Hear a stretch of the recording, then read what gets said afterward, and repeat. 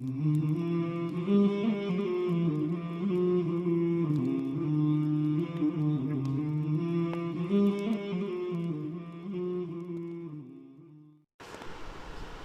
سامعین و ناظرین، السلام علیکم ورحمۃ اللہ وبرکاتہ۔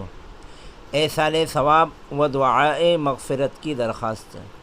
بڑے دکھ کے ساتھ یہ اطلاع دی جاتی ہے کہ حضرت مولانا ابو الحسن صاحب رحمۃ اللہ علیہ بانی دارالعلوم حسینیہ اکولہ کے چھوٹے بھائی، جو جناب قاری ضیاء الرحمن صاحب مدرس دارالعلوم حسینیہ کے والد محترم تھے، ان کا بتاریخ 14 مارچ 2021 کو انتقال ہو گیا۔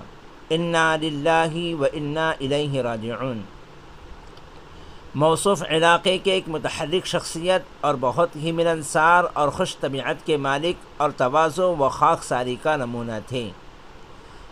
اللہ تعالی غم کی اس گھڑی میں مرحوم کے اہل و عیال اور تمام اہل خاندان کو ہمت اور صبر جمیل عطا فرمائے، اور مرحوم کو جنت الفردوس میں اعلیٰ سے اعلیٰ مقام نصیب فرمائیں۔